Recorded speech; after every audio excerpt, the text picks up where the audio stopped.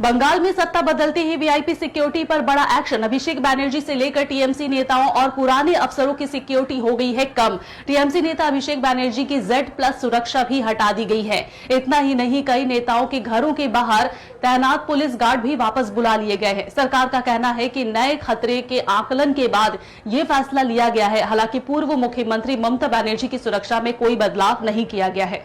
पश्चिम बंगाल में सत्ता बदलने के बाद अब वीआईपी सिक्योरिटी को लेकर बड़ा फैसला लिया गया है। नई बीजेपी सरकार ने कई बड़े नेताओं और पूर्व अधिकारियों की सुरक्षा कम कर दी है। सरकार का कहना है कि सुरक्षा की नई जांच के बाद ये फैसला लिया गया है। सबसे ज्यादा चर्चा टीएमसी के राष्ट्रीय महासचिव अभिषेक बैनर्जी की सुरक्षा को लेकर हो रही है। सरकार ने उनकी Z+ सिक्योरिटी और स्पेशल पैलेट कार की सुविधा बंद कर दी है।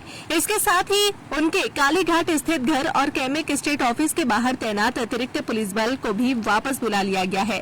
सिर्फ अभिषेक बैनर्जी ही नहीं, टीएमसी सांसद कल्याण बैनर्जी, पार्टी नेता सुब्रतो बख्शी और पूर्व पुलिस कमिश्नर राजीव कुमार की सुरक्षा में भी कटौती की गई है। सरकार की नई गाइडलाइन के मुताबिक अब इन्हें सिर्फ उनके वर्तमान पद के हिसाब से ही सिक्योरिटी मिलेगी, यानी जितनी जरूरत होगी उतनी ही सुरक्षा दी जाएगी।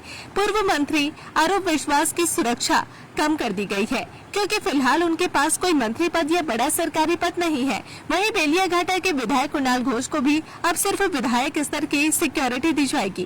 पहले उन्हें अदालत के आदेश पर अतिरिक्त सुरक्षा मिली हुई थी।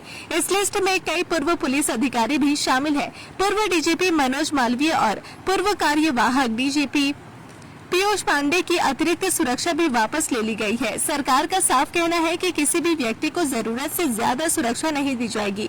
इसी वजह से अतिरिक्त पुलिस बल को हटाकर दूसरे कामों में लगाया जा रहा है।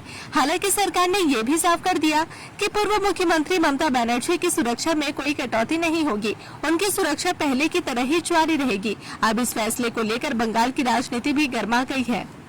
विपक्ष इसे राजनीतिक बदले की कार्रवाई बता रहा है, जबकि सरकार का कहना है कि ये सिर्फ प्रशासनिक फैसला है। फिलहाल वीआईपी सिक्योरिटी में हुई इस बड़ी कटौती की चर्चा पूरे राज्य में तेज हो गई है। पश्चिम बंगाल में नई सरकार बनने के बाद प्रशासनिक फैसलों का दौर लगातार जारी है। वीआईपी सिक्योरिटी में हुई इस बड़ी कटौती ने राज्य की राजनीति को फिर गर्मा दिया है।